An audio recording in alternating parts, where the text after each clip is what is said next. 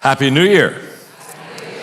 I mean, we might as well be the first ones, huh? Don't you think, to say that? What a great privilege it is for me to share with you today. I'm very excited, and we're going to talk about you having your best year ever in 2019. Now, as we close out this year, there are literally on all of our campuses, I'm sure, thousands of people would raise their hand and say, this was my greatest year. It was a banner year. And I'll bet there'd also be thousands of people raise their hand and say, I am so glad this year is about over.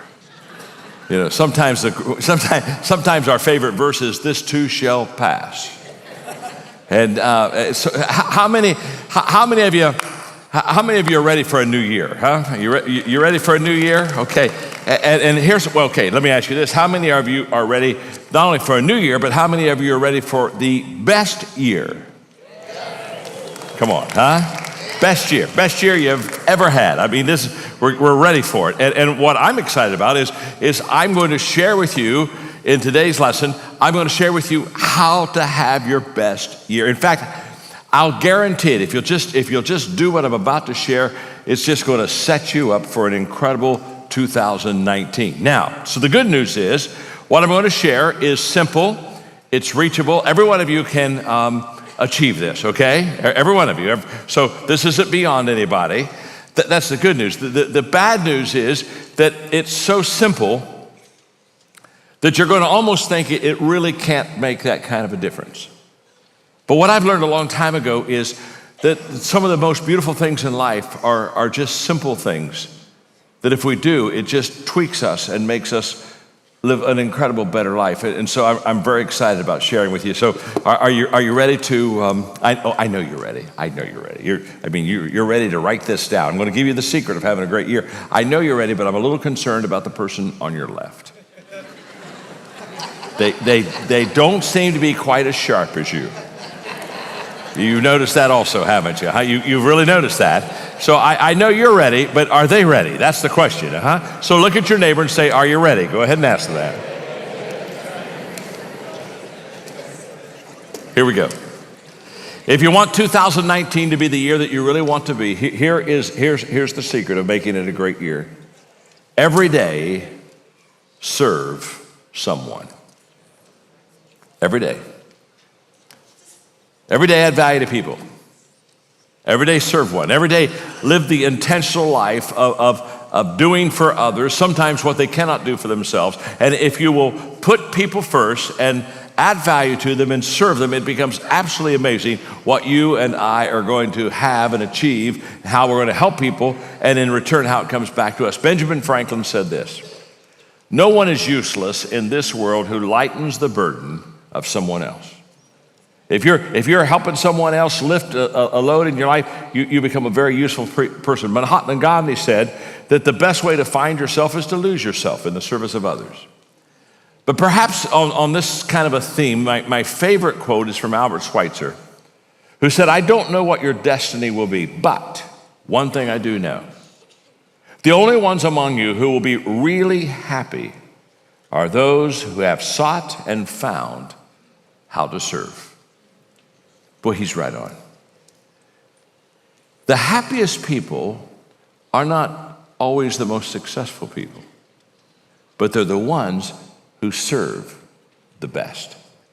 I've met a lot of unhappy, successful people, haven't you? But I've never met an unhappy person that gave their life of serving and giving and adding value to other people. Martin Luther King Jr. said, everybody can be great because everybody can serve. Only one time in the Gospels is it recorded that Jesus said, follow me and follow my example. Only one time. And that's when he was washing the feet, serving the disciples. And I just want to talk to you today about how you and I can just intentionally begin to do this, okay? In my younger years of forming myself as a young leader, I kind of thought that what leaders did was get everybody to join their team and cast the vision, and so that's what I was doing. And then in about 27, I heard Zig Ziglar say, who became a great friend of mine. Zig said, if you will help people get what they want, then you'll receive everything that you need in life. And when I heard that, I thought, I've got this turned around. I need to focus on people. I need to put others first. And if I help them, then all the stuff that I'm going to need, I'm going to get as a return. And about the same time, I read a book by Eugene Habacher called The Other Side of Leadership. He became also a wonderful friend of mine. And Eugene said in his book, the true leader serves people and their best interests. True leaders are motivated by loving concern rather than personal glory. So if Jesus were here, and we would say to him, what's important, what he would say to us is, he would say, valuing people is important. And not only valuing people, but serving people. And he would just say to all of us, if you want to have a great 2019, value people, serve people. So we're going to look at a couple biblical examples here and kind of really get some good understanding under our belt about what does it mean to really intentionally serve people. The first story is where Jesus is going into the upper room, and the disciples are all arguing about who's going to be the greatest in the kingdom. And not only who's going to be the greatest in the kingdom, but who's going to sit the closest to Jesus. And so they're back and forth, and they're talking, and basically, as Jesus listens, he realizes that what they've got is they got what he call horizontal thinking. They're thinking about, am I better than you, and where would I position? And he wanted to get them on vertical thinking, so he started talking to them, and the passage is on Luke 22, it's on your screen. Within minutes, they were bickering over who of them would end up the greatest, but Jesus intervened. Kings like to throw their weight around, and people in authority like to give themselves fancy titles. And then this is the key, here's the key phrase. It's not going to be that way with you.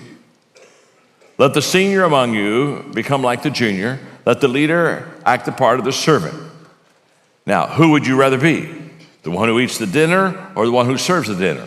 You'd rather eat and be served, right? Here he goes. But I've taken my place among you as one who serves.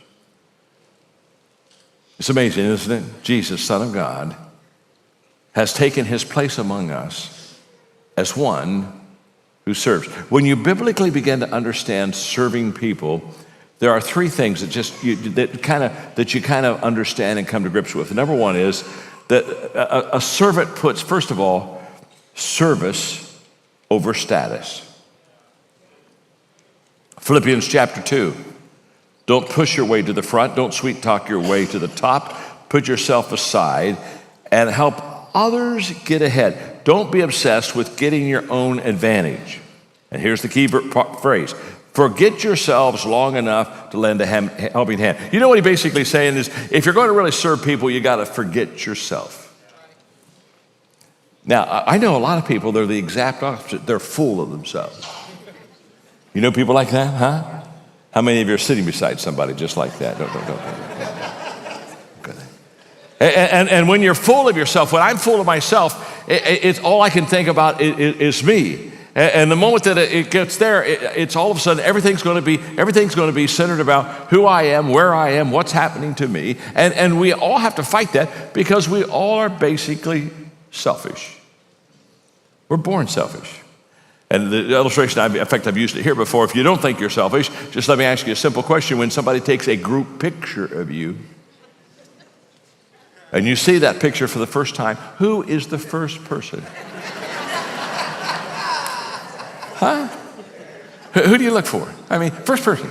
You go right to yourself, don't you? I mean, my gosh, you pass those other 7 people, you go, oh, there I am. And let me tell you what, if you look good, you go, great picture. Great.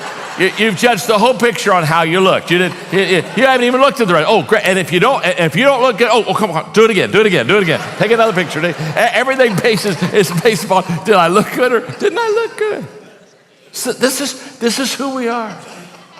One of the reasons why living an intentional life is so important is if we are not intentional, we will be selfish. You know, we got to work at this. If 2019 is going to be an incredible year, you're going to have to look at the year and say to yourself, what can I do to add value to people instead of what are people going to do to add value to me?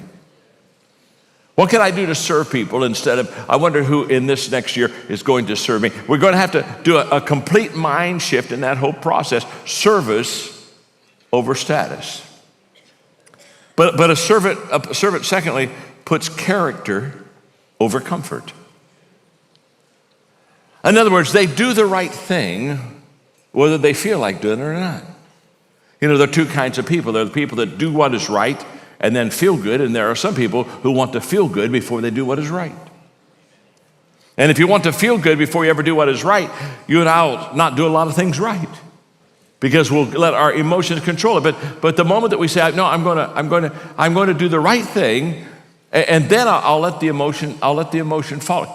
Character over comfort. A couple of weeks ago, right after Thanksgiving, I was teaching on the Good Samaritan, the message on perspectives about possessions. And as we know the story of the Good Samaritan, the man was robbed. He was on the side of the road. He was half dead. The Good Samaritan went over and took care of him, took care of his wounds, put him on his donkey, took him to a place to recover and paid for it, and took care.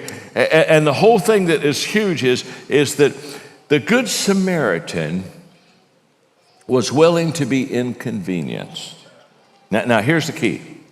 If you and I are going to make 2019 a great year of serving people, let me tell you the first thing that's going to happen to you, the first thing that's going to happen is we're going to be inconvenienced. Because when you have to serve people, they don't do it on your time schedule. Mm-hmm. Now, in the Good Samaritan story, hey, the priest and the Levite, what'd they do? They saw the guy that was robbed, half dead, and they saw him, and they went to the other side of the road, and they walked by, didn't they? They not only walked by, and they walked by as far as they could get from him. And you know why? Do you know why they didn't stop? They didn't want to be inconvenienced. They were going somewhere. They're going down to Jericho. And now let me tell you what. Because they were good religious people, here's what I'm sure they did. I'm sure they prayed for him. Yeah. I bet. Don't you think so? I think as they went on their own way, not taking care of him at all, they said, "Oh my God, oh Lord, help him, heal him, help him. Send somebody to serve him. Oh Lord." Hey, isn't it amazing? Christians can make prayer the biggest cop-out. Sometimes we need to kind of shut up and serve. Just shut up and serve. Character over comfort. And if this is going to be a year where you serve, I promise myself, we will be at times inconvenienced. We just will. And Jesus, he said, look, let me explain it this way. If you want to save your life, what do you have to do? You have to lose it. Yeah. And if you want to be lifted up, you have to humble yourself. And if you want to be the greatest, you got to be the servant. If you want to be first, you got to be last. If you want to live, you got to die. And I look at that and I say, well, I want to save my life. I want to be lifted up. I got all these things I want. And he says, well, you got to go to the other side. Another thing that servant leaders do is they put we over me. They think of the big picture. And they think of others, not so much of themselves. Okay, in John chapter 13, we got to camp here for a few moments. It's on the screen. Jesus knew that the Father had put him in complete charge of everything, and he came from God, and he was on his way back to God. So he got up from the supper table, set aside his robe, put on an apron, and then he poured water into a basin and began to wash the feet of the disciples, drying them with his apron. Now, we know this story. This is a story of Jesus washing the disciples' feet. Well, first thing that pops out to me is it's amazing. In the most difficult hour of Jesus' life, this is a crucial time. Literally, in just a few hours from this situation, he's going to be in Gethsemane. He's going to find out that he has to go to the cross, And he's going to have the Romans come and take him. He's going to go into mockery of a trial. He's going to be beat. I mean, he's coming into his most difficult period that he came on earth. And in his most difficult time, what is he doing? He is serving other people. Well, this is huge. And he takes a basin of water and he washes their feet. Now, interestingly enough, in the Gospels, there's only 2 times that a basin of water is ever mentioned, and it happens to be just connected, these 2 stories right here. Pilate, remember when the people brought Jesus before Pilate and were wanting him to sentence him to crucifixion? And the press kept they kept pressuring him. And finally, remember what he finally said? Okay, look, he said, I think he's innocent. I don't say anything wrong with him. But if you want to do this, then he said, bring a basin of water. And he took his hands in that basin of water and he washed his hands and excused himself of the responsibility of what he was about to do. Now catch me. I call this basin theology. Pilate took a basin of water and put himself first. Jesus took a basin of water and washed feet and put others first. That's the difference between how a Christ follower thinks and how a person who lives for self thinks. It's an entirely different world. And think about this. You talk about a great test as a servant leader. He's washing the disciples' feet, and as he's doing it, being God, knowing all things, he's washing the feet of one who will betray him, one who will deny him, who will lie about him and will curse about him. And every one of the people's feet that he will wash in his deepest, darkest hour will forsake him and run. And what's he doing? He's serving. He's washing their feet. Every year in November, we have this event called Exchange for Leaders. We go to a different city. It's an amazing event, and we give them leadership experiences. And so in November, I had them in Los Angeles. And one of the places I wanted to take them, I really wanted to open their eyes and really get them to see a pretty amazing story. So I took them to the Dream Center out in Los Angeles that is led by a longtime friend of mine, Matthew Barnett. And here's the story. This is a great story. Matthew Barnett decided to go to Los Angeles and care for the poor and give his life in the worst area of Los Angeles. A lot of drugs, a lot of poverty, a lot of crime. And he had no money, and yet he wanted to start his ministry there. So here's what he did. He literally on the sidewalk, on a busy sidewalk in this poor area of Los Angeles, he put a desk and a chair. He didn't have an office. He didn't have a building. And people would come by and they'd say, what are you doing? He said, well, this is my office. And I'm here to care for people and meet needs. Do you have something I can help you with? And people began to come around and gather around, and make the long story short. Now, this was several years ago, 20 years ago probably. Now, today, if you're in Los Angeles, the hospital in Los Angeles, you can see on the hill that City of Angels Hospital, now that's the Dream Center. And hundreds of drug addicts are taken care of and met, and he's done this incredible ministry. So I had all these leaders there to stretch their mind and stretch their heart a little bit. And so I had Matthew talk for a moment, and here's what he said.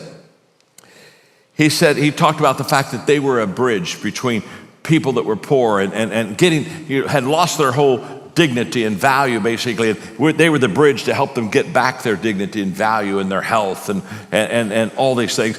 And then he said something very interesting about a bridge. He said, if we are to be a bridge for others to cross over into a better life, we will get walked on.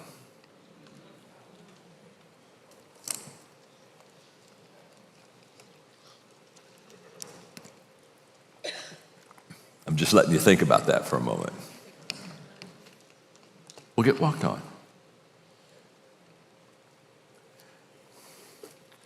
Okay. There's another passage of scripture I want you to look at, because we're learning how to serve so we can do 2019 better.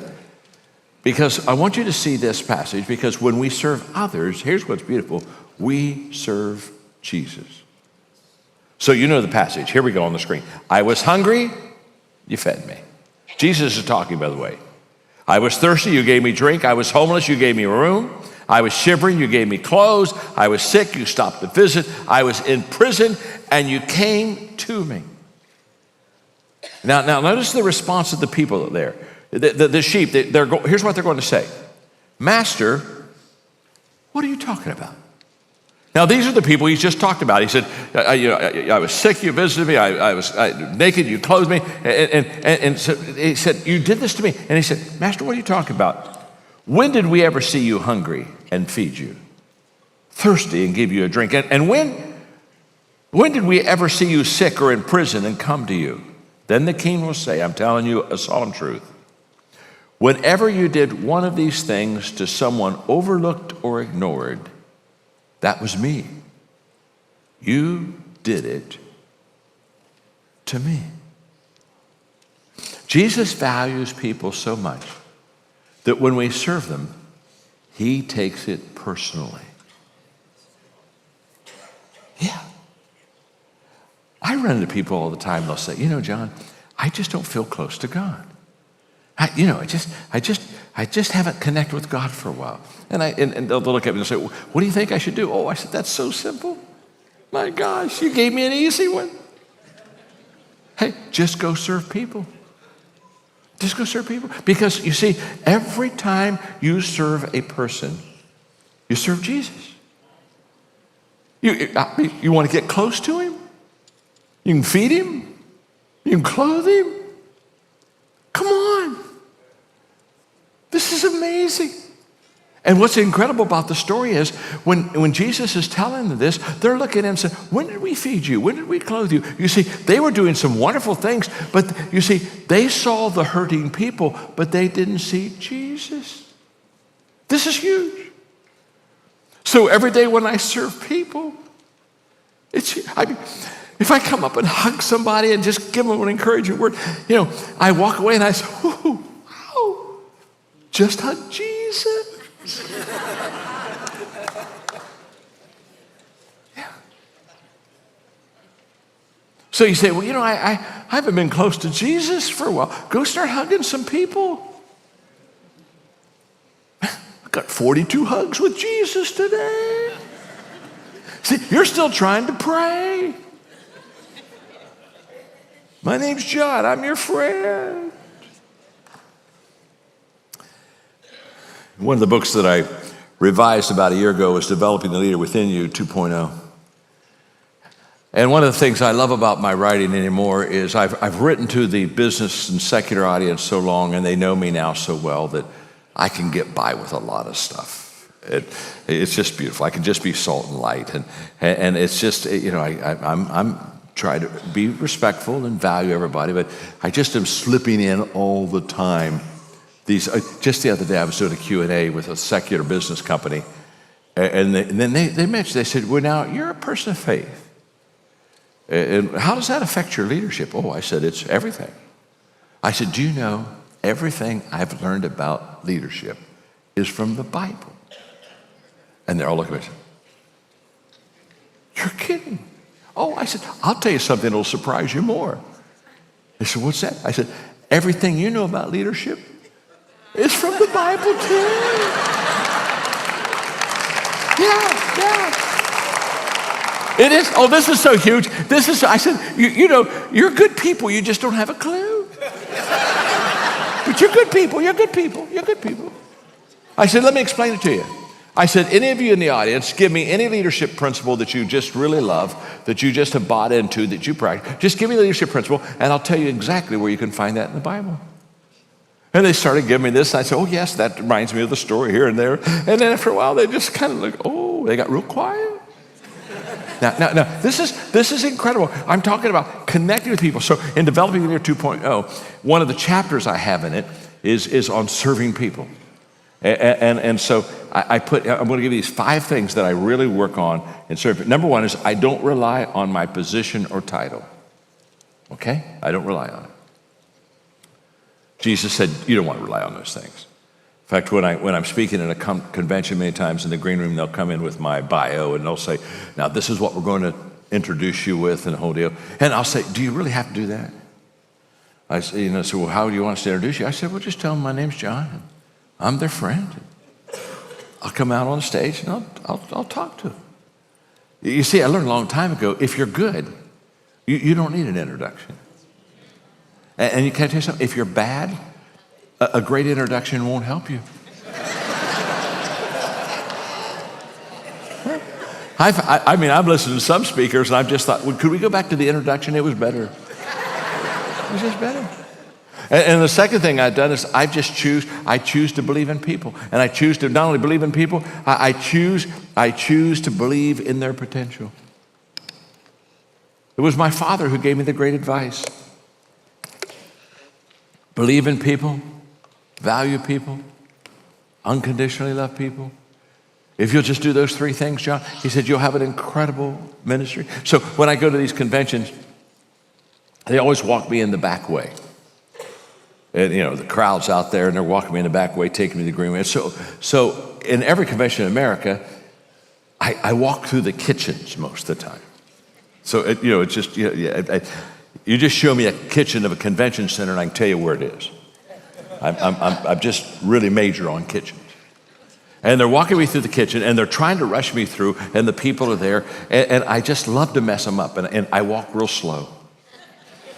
And I'm not real slow. I introduce myself to them and ask them what they do, what they serve, or and sometimes I'll pull my camera out and say, let's take a picture. Can I have a picture of you? And they're just loving it. They're loving it, and the people they're just not loving it at all. And I just love messing with them. You know what I'm doing? I'm valuing people. I'm just trying to be Jesus-like. Just trying to value people. I try to see things, number 3, I try to see things from the perspective of others. And number 4, I create an environment of encouragement. I try to create an environment of encouragement. It was my father who said, John, encouragement is the oxygen of the soul. Such a great man, such a great encourager. In fact, I was just with him a few days ago, and he's 97 now. And in fact, I got a picture of him. Want to see a picture of my dad? Here's Dad, right there. There's Dad. Look at him. Doesn't he look good? 97. Doesn't he look great? I got good genes. There's hope for me, baby. I'm telling you. Hey, 20 years from now, I'm going to still be here teaching away at Christ Fellowship. You know what I mean? Just having a good time. And Dad, so I was talking to Dad. We were taking him out to lunch. And I said, Dad, as long as I live, you're going to live. I mean, you may die, but you'll still live. Because I love people like you love people. And I want to add value to people, and I want to serve people like you. And so I'm talking to him about all the things I'm doing. And I said, just remember this, Dad. You're 97, but as long as I live, you're going to live because we're going to serve people. And my dad just listened to all that. And when I get that, he just raises both hands and says, hallelujah, hallelujah. And he's had 2 strokes, and he's broken 6 ribs. And he just keeps coming back. I mean, I keep thinking, okay.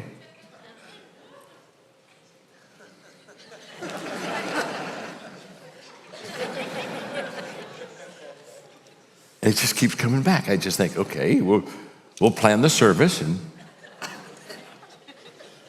it just pops back up. In fact, I nicknamed him now. He loves this.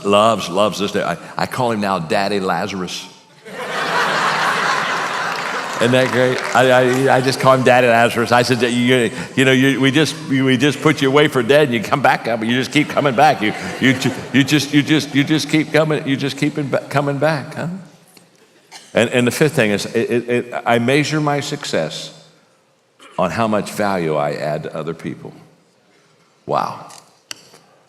So let me tell you. Let me wrap it up with a story here.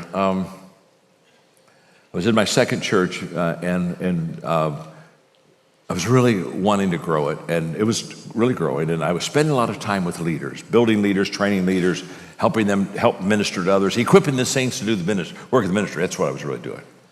And it was really going well. And so I was very busy. I spent an incredible amount of time working with leaders, teaching them how to lead people, train people. So here we go. And one day on my schedule, I noticed that a person was coming to my office, and I didn't know who they were, but I knew they weren't on my leader list. So I asked my assistant, I said, it was a fellow by the name Brent Johnson. I said, who's Brent Johnson? And she said, Pastor, he's not a leader, but she said, he really wants to see you for a few moments. And so I said he could see you, and I wasn't, be honest with you, I wasn't really happy because I thought, okay, I'm trying to train leaders, and here comes this guy I don't even know who he is. So he comes into the office, and I wish I could act like I was saintly, but I wasn't saintly. Okay, I'm just not that good enough. My dad's a saint. When he goes to heaven, he'll be right beside Jesus. When I go to heaven, I'll be in some outlet with a satellite somewhere. You know what I mean? Okay. And so he came in. He came in, and so I looked at him and I said, "Okay, how can I help you?" And he looked at me and said, I didn't come to ask for help." Okay. What do you need? He said, "Nothing." Okay. "Why are you here?" And he said, "I'm here because I'd like to serve you." He said, "I'm not a leader. I don't have leadership gifts. And I've been for the last 2 months." He said, "I love what's happening in our church. And for the last 2 months, I've been asking God how I can serve you, what I can do for you that'll help you lift the load." And he said, "I have this idea now." And he said, "I'd like to throw it by you, if you can." I said, "Well, sure, what is it?" He said, "You have to do errands. You're busy and have things." I said, "Yeah." He said, "Okay." He said, "I would like to come in at Thursday noon every week, and I would like to do all of your errands for you so you don't have to spend your time doing that." He said, "I'll do your dry cleaning. I'll go wash your car." He said, "Just make the list." He said, "Of all the money." And he said, "That way you can spend more time with leaders." He said, would you let me serve you?" And by this time I'm crying, and I'm saying, "Well, yeah. But before you serve me, would you just pray for me to get saved again?"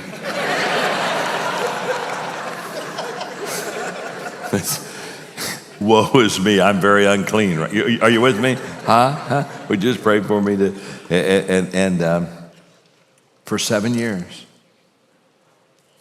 every Thursday, he'd come and do errands for me. It changed my life about adding value to people and serving people, because sometimes when people say, "Well, I don't know if I could do that. I don't even know if I have those kind of," listen to me. The moment that we really have a desire to add value to other people, our whole life will begin to change. And so if 2019 is going to be the year that we really want to make it, I'm going to share with you right now 5 things I do every day. And I want you to do them every day in this year. And I will promise you, your life is about to incredibly change. And all 5 of these things I'm going to give you right now, you can do them. These aren't hard. These aren't complicated.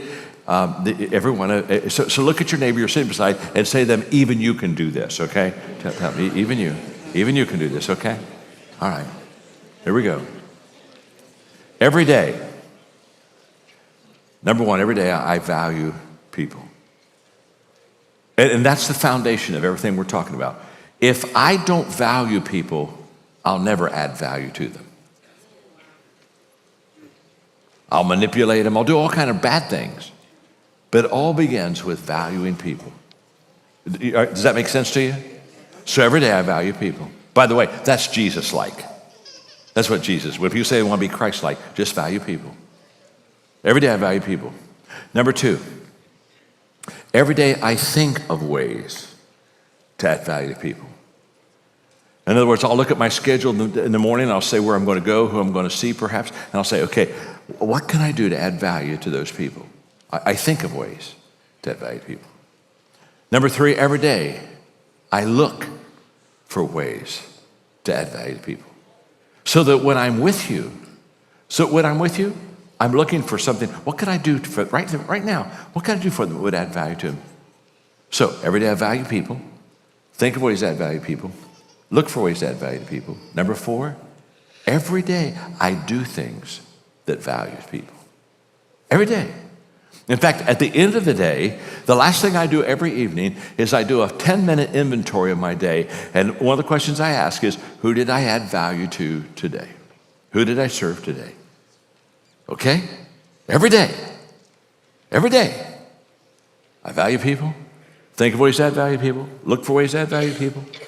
Do things that add value to people. And number 5, I encourage others to add value to people.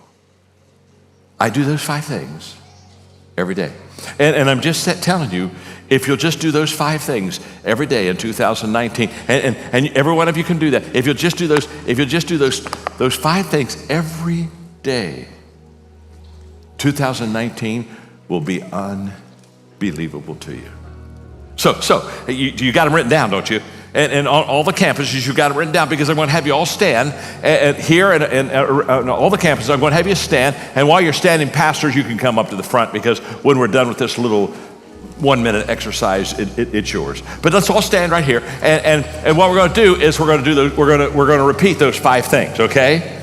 We're going to repeat those 5 things that we're going to do. Okay? Are you ready? Huh? And now I'm going to find out who took notes. See, okay, are you ready? Okay. Every day I value people. Every day I think of ways to add value to people. Every day I look for ways to add value to people. Every day I do things that add value to people. And every day I encourage others to add value to people. And if you'll do that, 2019 will be your greatest year. I promise.